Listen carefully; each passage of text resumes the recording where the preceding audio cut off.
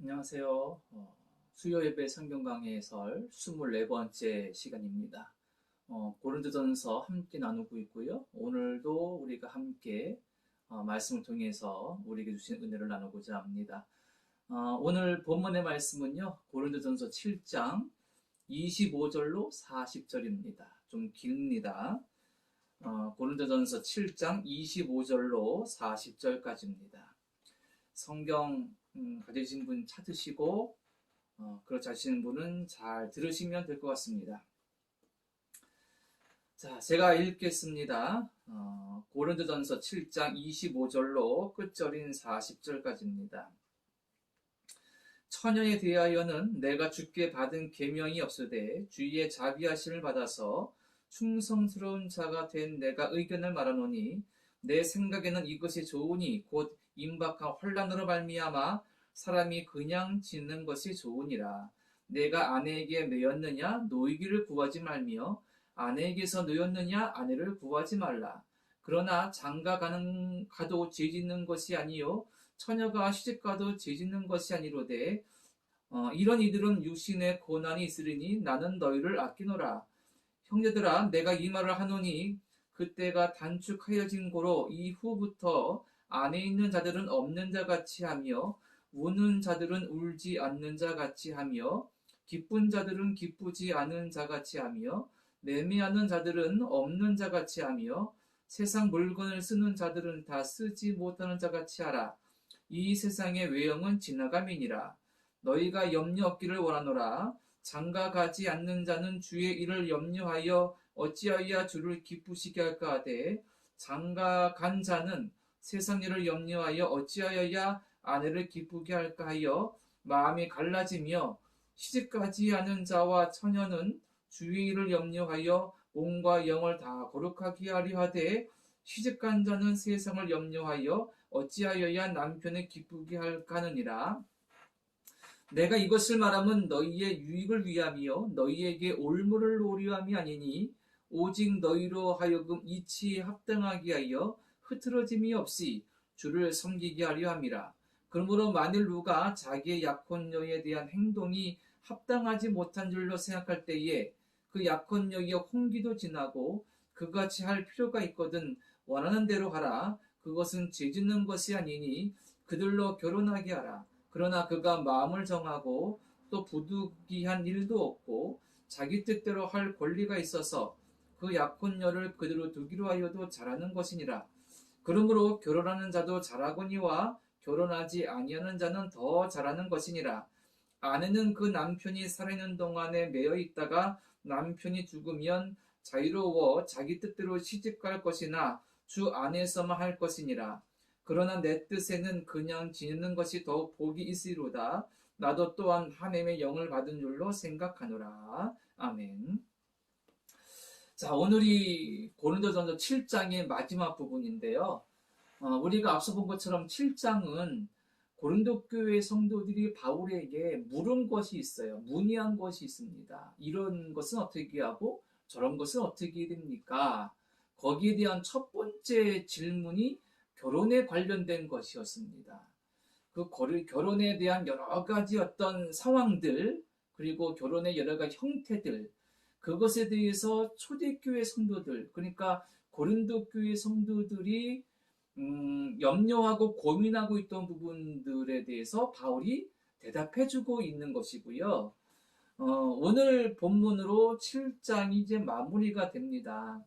그런데 좀 상당히 길죠. 그러니까 오늘 말씀에도 앞부분에 나왔던 뭐 처녀나 호라비에 대한 문제, 뭐 재혼에 대한 문제, 이런 부분들이 좀 다 포함되어 있다고 보면 될 것 같아요. 그러니까 좀 정리하는 측면에서 오늘 보면 좋을 것 같은데 좀 쉽지가 않습니다. 먼저는 본문이 길기 때문에 제가 중간에 한번 끊을까 어느 선을 끊을까 생각도 해봤지만 그것도 쉽지가 않아요. 그래서 좀 길기 때문에 이해가 어려운 것도 있거니와 복합적인 상황과 또 여러 가지 다양한 주제가 얽혀 있습니다. 그래서 좀 살펴보는 부분이 쉽지가 않습니다.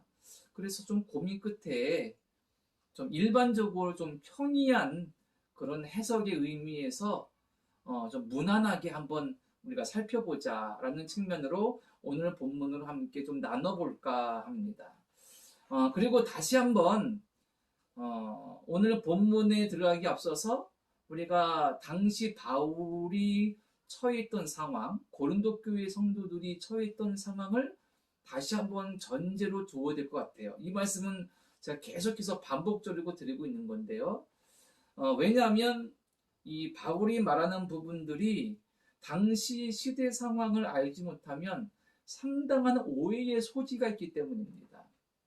왜냐하면 오늘 우리가 읽은 본문 말씀으로 인해서 바울이 결혼에 대해서 반대한다거나 결혼을 경시하거나 소홀히 여긴다거나 아니면 어떤 심하게는 어떤 목적을 위한 수단 정도로 결혼을 여긴다라는 오해를 받아왔기 때문이에요. 우리가 지난 시간에 노예에 대한 것을 볼 때 바울이 노예 제도에 찬성했다, 노예 제도를 용인했다, 그런 오해도 받았다고 제가 말씀드리지 않았습니까? 그와 비슷한 겁니다. 그래서 오늘 말씀도 결혼에 대해서 바울에 대한 의견을 우리가 오해하지 않으려면 당시 상황을 먼저 봐야 됩니다. 먼저 두 가지를 봐야 되는데, 한 가지는 우리가 보호한 대로 초대교회와 바울은 임박한 재림에 대한 신앙을 가지고 있었습니다.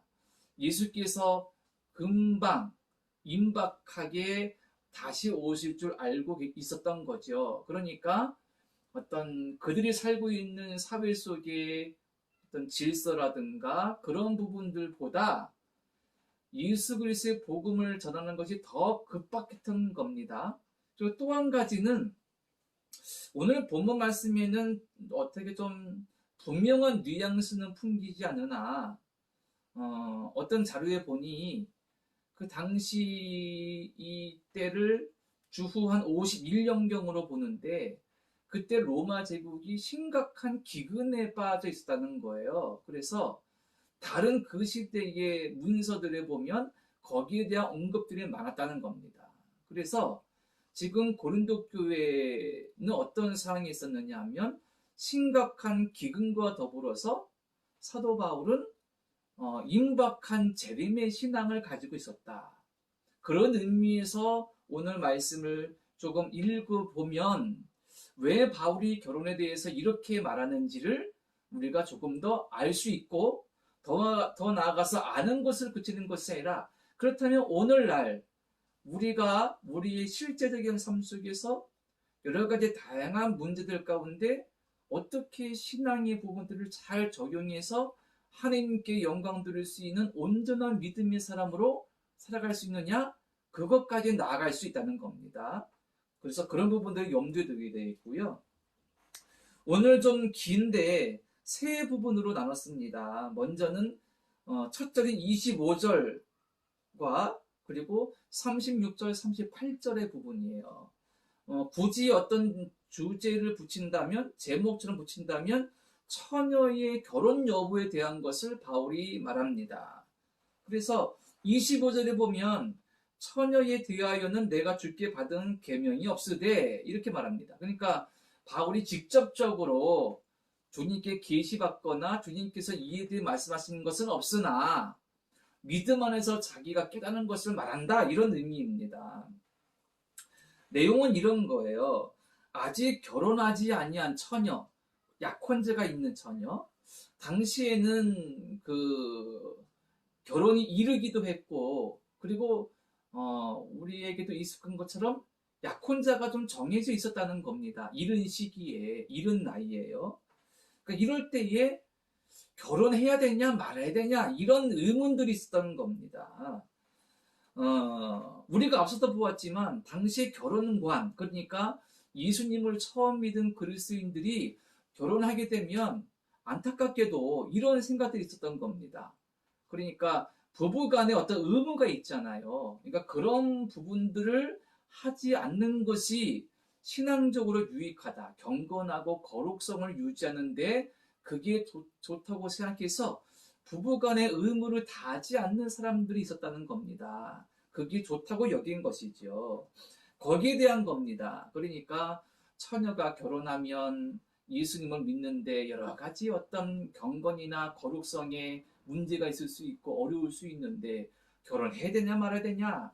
그러니까 바울의 말은 뭐냐면 어떻게 보면 참 오해의 소지가 있는 게 이런 겁니다. 결혼해도 잘한 거고 하지 않아도 잘한 거다. 나중에 가면 결혼 안 한 것이 오히려 더 낫다 이렇게까지도 말하고 있는 거예요. 그러니까 바울이 이런 겁니다. 결혼을 했을 때에 어떤 절제력이나 금욕적인 부분이 의지가 아주 강해서 부부의 어떤 의무를 다하지 않고도 결혼 생활을 할 수 있다면 해라. 상관없다. 근데 또 자기는 그런 절제력이나 금욕적인 부분이 부족해서 어떻게지 모르겠다. 그걸 결혼해라. 그것도 잘하는 것이다. 뒤지는 것이 아니다. 이렇게 말하고 있습니다. 그리고 반대로 또 어떤 사람들은 결혼하지 않고도 당시 시대상에서 결혼에 대한 압박도 있고 또 결혼에 대한 인간적인 뭐 어떤 본성도 있기 때문에 그런 것에 의해서 어떤 영향받지 않는다면 결혼하지 말아라. 처녀로 지내라. 그것도 잘하는 것이다. 이렇게 말하고 있는 겁니다. 그러니까 앞서 말씀드린 것처럼 오해하기 쉬운 거죠. 뭐 바울은 뭐 이랬다 저랬다 무슨 법이 없고 뭐 뚜렷하게 뭔가 정해줘야 되는데 이래도 잘했다 저래도 잘했다 이렇게 말한다는 겁니다. 그러니까 여기서 아까 말씀드린 전제를 좀 잘 생각해 봐야 된다는 거예요. 먼저는 이 부분에 대한 바울이 어떤 말한 것의 핵심 중에서 우리가 좀 깨달을 것은 뭐냐면 예수님 믿는다는 것이 어떤 우리에게 억압으로 다가와서는 안 된다는 거예요. 예수님 믿는데 결혼 유무가 뭐 죄가 되기도 하고 그것 때문에 내가 이렇게 되면은 하나님께 뭐 벌 받는데 죄 짓는 것인데 그런 억압을 느끼라고 우리가 신앙생활 하는 거 아니죠. 하나님께서 우리에게 믿음과 신앙과 구원의 은혜를 주신 것은 어떤 억압에 부자연스럽게 세상에 어떤 자연스러운 것을 거부하라고 그래야 잘 믿는 거라고 그렇게 우리에게 요청하시는 것은 분명히 아니겠죠. 하나님은 우리에게 예수를 통해서 참된 자유를 주셨습니다. 우리는 자유를 누리라고 부름받았고 구원받았습니다. 단 방종의 자유가 아니라 책임적인 하나님께 영광 돌리는 자유를 누리라고 우리를 부르시고 우리를 구원해 주셨죠.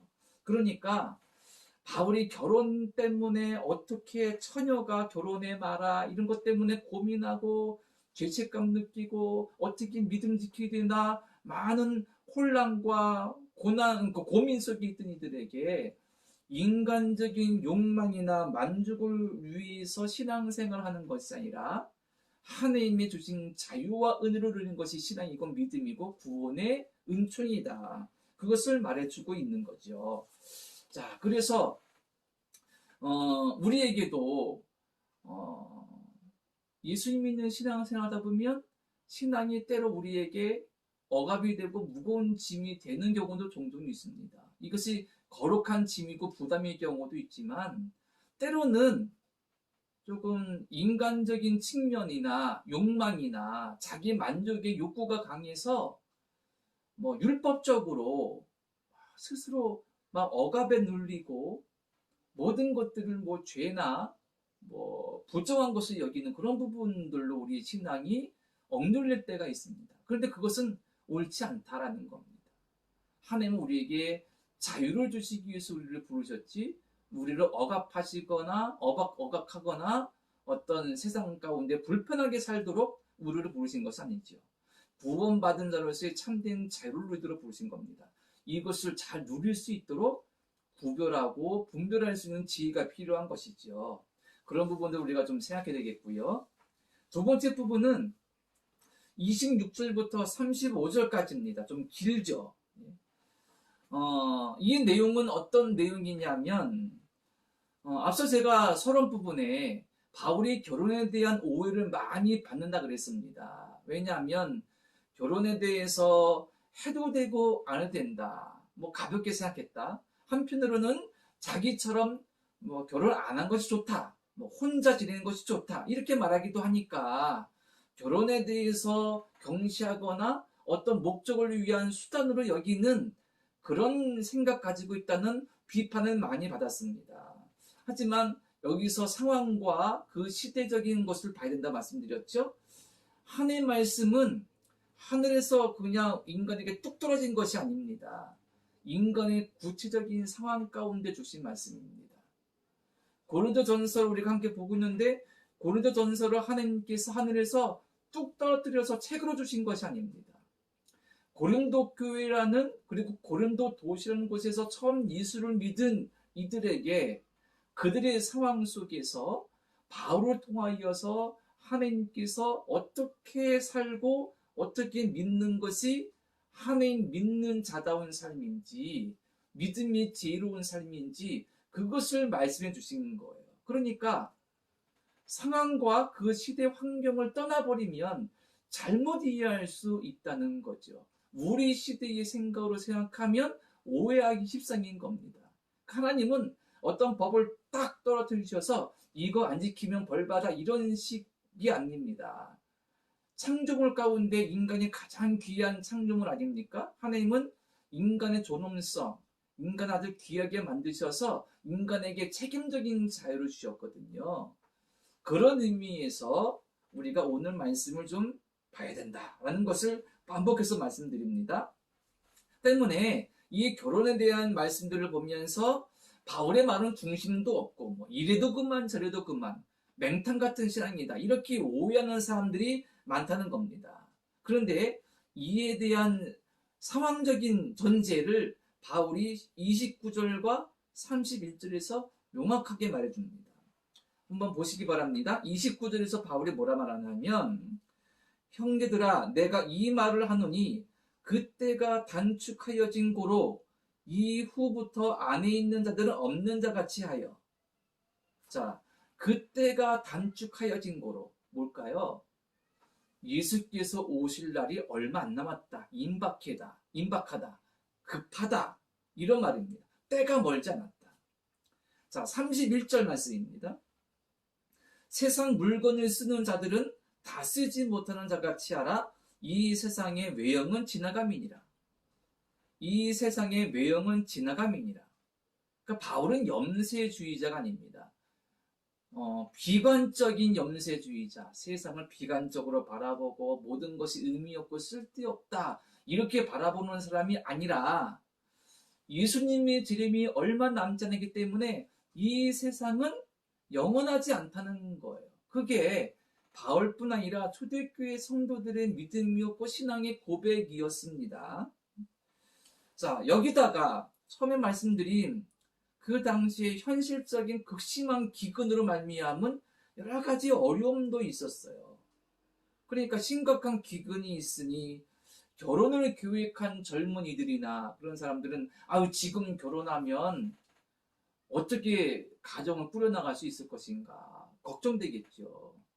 그리고 결혼하면 당시 시대의 상으로는 아이를 낳는 것이 사회적인 분위기고 압박인데 이 시기에 어떻게 결혼해서 가정을 행복하게 꾸릴 수 있을까? 결혼을 미뤄야 되지 않을까? 이렇게 고민하는 사람도 있었을 것이고 반대로 힘들더라도 결혼하겠다 이런 사람도 있을 것이고 그리고 또 한편으로 보면 신앙적으로 볼 때 때가 멀지 않은 겁니다. 주님 오실 날이요.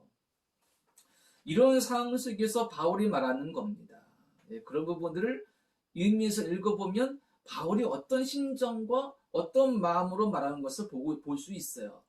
그래서 이 26절부터 35절까지의 단락의 핵심은 또 뭐냐면 바울이 어떤 올무를 씌워서 그들을 불편하게 하려는 것이 아니다라고 말합니다. 35절 말하면 이렇게 말하죠. 내가 이것을 말하면 너희의 유익을 위함이요 너희에게 올무를 놓으려 함이 아니니 이렇게 말하고 있습니다. 그러니까 바울이 당시 고린도 교인들이 처해 있는 상황 속에서 너희가 결혼하건 안 하건 어떻게 살건 사회적인 어떤 질서나 가치 속에서 있어야 되는 부분들에 대해서 어떻게 하건 그것보다 더 중요한 것은 뭐냐면 어떤 상황과 환경에서도 주께 대한 믿음을 지킬 수 있느냐, 지키고 있느냐라는 겁니다. 거기다 좀 더 첨부하자면 바울이 왜 뉘앙스가 나처럼 혼자 지내는 것이 낫다 이런 표현을 쓰냐 하면 그는 결혼을 경시하는 것이 아니라 결혼하게 되면 남편은 아내에 대한 의무나 책임감 그리고 사랑하고 함께 아름다운 가정을 만들어가는 어떤 부담감이 있을 수 있고요. 아내 또한 마찬가지겠죠. 그렇다면 가정에 어떤 신경 쓰고 돌보다 보면 주께서 내게 맡기신 사명을 감당하는 것에 대해서 조금 소홀해질 수 있다. 이것이 바울의 현실적인 염려인 거예요. 주께 충성해야 되는데 가정의 아내나 남편에게 충성해야 된다는 건다면 충성심이 둘로 나눠진다는 거죠. 그러니까 가정이나 삶의 어떤 현실에 대한 충성이나 어떤 의무감이나 책임감이 의미 없다는 것이 아니라 앞서 말씀드린 전제 측면에서 보면 지금 급하거든요. 분임 오실 일이 얼마 안 남았거든요. 그리고 지금은 극심한 가뭄도 있고 여러 상황을 볼 때 이 외형은 지나가는, 이 세상의 외형은 지나간다는 거예요. 그런 측면에서 주께 대한 충성이 지금 중요한 때가 아닌가. 바울은 그것을 말하고 싶은 거예요. 그래서 우리에게 주는 의미는 뭐냐? 깨달음은 뭐냐면 우리의 삶에서도 어떤 상황이 있건 위기가 있건 즐거울 때가 있건 내가 바라는 대로 인생이 잘 진행되어 가건 아니면 그렇지 않건 어려움을 겪게 되던 실패를 하게 되던 성공하게 되던 다양한 상황과 환경이 바뀔지라도 주께 대한 충성과 헌신의 마음을 잃어버리면 안 된다. 좀 더 나아가서 부연하자면 주께 대한 우선순위의 삶이 우리의 삶의 환경과 상황을 인하여서 감소되거나 변해서는 안 된다. 그 부분을 믿음 안에 잘 기억하고 고백할 수 있고 삶 속에서 끊임없이 결단하면서 행할 수 있어야 된다. 바울은 그것을 말하고 있다는 겁니다. 자, 그런 부분들을 우리가 분명히 기억해서요. 우리의 삶 속에서 우리의 삶의 환경과 상황이 어떨지라도 어떻게 변하고 어떻게 급작스럽게 바뀔지라도 우리가 무엇을 성취하고 이룰지라도 또 때로는 어려워질지라도 주께 향한 헌신과 충성의 마음은 변치 말아야 된다. 그게 더 한 단계 높은, 아니 가장 높은 가치다라고 바울이 말하고 있는 것을 기억하면서 우리도 믿음 안에 유익함을 깨닫고 그 믿음을 갖기 위해 더욱 결단하고 기도하는 성도가 되겠습니다. 자, 마지막 한 가지는 39절과 40절인데요. 여기서는 재혼에 대해서 말하고 있어요. 그러니까 오늘 앞부분은 처녀의 결혼에 대한 문제였다면 마지막 부분은 배우자를 먼저 보낸 그런 사람들이 재혼을 하느냐 마느냐 그런 의미입니다. 여기서도 똑같은 상황적인 고려를 하면서 보면 이해가 좀 더 수월할 수 있습니다. 자, 그래서 만약에 어떤 여인이 남편을 잃어서 혼자가 됐다면 제가 지난 시간인가 말씀드린 것처럼 당시의 재혼은 당연하게 여겨지던 시대였거든요. 그래서 그 재혼을 하는 것에 대해서 당연히 할 수 있습니다. 그리고 재혼하지 않아도 됩니다. 재혼하지 않아도 될 자유가 있는 거예요. 그 상황과 까닭은 앞서 말씀드린 그 설명으로 대신하면 될 것 같고요. 앞서도 말씀드렸지만 흥미로운 것은 이 40절에 보면 이렇게 말합니다. 그러나 내 뜻에는 그냥 지내는 것이 더욱 복이 있으려다. 재혼해도 되고 안 해도 된다. 아무런 상관이 없다. 하지만 혼자 있는 것이 더 복되다. 그런 바울이 말하는 의미는 조금 전에 설명드린 그런 의미에서 보면 조금 더 이해가 될 것 같습니다. 한 가지 좀 생각해 보자면 39절에 재혼을 하게 된다면 뭐라 말했냐면 주 안에서만 할 것이라 그랬습니다. 주 안에서만 한다는 것은 믿는 자와 결혼하라는 거예요. 믿는 자와. 그러니까 그 당시는 이교 사회였고 우상 숭배가 난무한 시대였지 않습니까? 그러니까 재혼을 한다면 되도록이면 믿는 자와 하라. 믿음을 잘 지키고 그리고 그 믿음의 든든한 가정을 이루어서 또 복음을 전할 수 있도록 우리 시대에도 우리가 우리 자녀들이나 어떤 결혼을 생각할 때 믿는 배우자와 하면 좋죠. 우리의 기도 제목입니다. 물론 시대와 상황 따라서 그것을 다 너무 아주 너무 부담스럽고 고집 피울 수는 없는 상황도 있겠으나 우리가 기도하면서 가능하다면 믿는 배우자를 만나서 믿음의 가정을 이루어서 하나님께 영광 돌리고 또 복음 전할 수 있는 그런 믿음의 가정 이룰 수 있도록 우리가 더욱 기도하는 그런 어떤 기도 제목도 우리에게 있는 거죠. 그래서 함께 기도하면서 믿음의 가정을 이루어갈 수 있도록 또 그렇지 못하다면 또 믿지 않는 배우들을 전도할 수 있도록 앞부분에서 바울이 그것도 말하지 않았습니까? 그것을 함께 기억해서 우리가 함께 기도하면 좋을 것 같습니다. 자, 한번 결론을 내려볼까요? 오늘 말씀이 참 길어서 참 고민되고 어떻게 잘 전달할 수 있을까 저도 많이 또 염려가 됐는데 어쨌든 결론을 좀 정리를 해보겠습니다. 먼저는 어떤 상이든지 흔들리지 않는 신앙이 되자라는 겁니다. 우리에게 어떤 시대와 어떤 상이 다가오든지 우리가 좋든지 나쁘든지 기쁘든지 슬프든지 우리의 신앙이 흔들리지 않는 그리고 그 상황과 현실에서 하나님께 가장 영광 돌릴 수 있는 믿음을 살도록 기도하는 자, 나아가는 자가 되겠고요. 그리고 그런 상에서 주님께 충성하는 자가 되도록 여러 가지 우리가 몸과 마음과 정성을 쏟을 일들이 많이 있지만 우리 주님께 헌신하고 충성하는 일이 무엇보다 소중하다. 그것을 기억하는 우리가 되겠습니다. 그리고 또 한 가지 바울의 말씀을 읽을 때마다 우리에게 필요한 것은 뭐냐면 지혜입니다. 우리가 처해 있는 다양한 상황과 환경 속에서 어떻게 하나님께 영광 드려야 되느냐. 어떤 길을 가야 되고 어떤 것을 선택해야 되고 그런 다양한 결정과 선택의 순간들이 있거든요. 그런 순간 가운데 어떻게 해야 하나님께 영광되고 가장 좋은 길일까를 잘 분별할 수 있는 지혜를 위해서 간구하고 기도하고 끊임없이 묵상하고 말씀을 가까이 하는 성도가 될 때 우리의 삶은 진정 복되고 아름다워서 하나님께 영광이 되고 우리의 삶도 은혜가 넘칠 줄로 믿습니다. 이런 믿음으로 나아가는 저와 여러분 되시기를 간절히 바랍니다.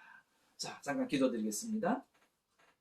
하나님, 우리가 주를 믿는 삶이 쉽지만은 않지만 주님께서 우리에게 자유와 생명과 기쁨을 위해서 부르셨으니 우리가 어떤 상황과 시대와 환경이 있든지 주님을 따르게 도와주시고 순종하게 도와주시고 충성하도록 인도하여 주시옵소서. 더욱 우리에게 지혜를 더하여 주셔서 우리가 살고 있는 삶 가운데 상황 가운데 배경 가운데 하나님께 영광 돌릴 수 있는 길을 가고 선택하며 결정할 수 있는 지혜를 더하여 주셔서 주님께 인도함 받는 우리의 삶이 되도록 도우시고 인도하여 주옵소서. 예수님의 이름으로 기도드립니다. 아멘. 감사합니다. 하루하루 순간순간 우리 주님의 인도하신 가운데 살아가는 우리 모두가 되시기를 간절히 바랍니다.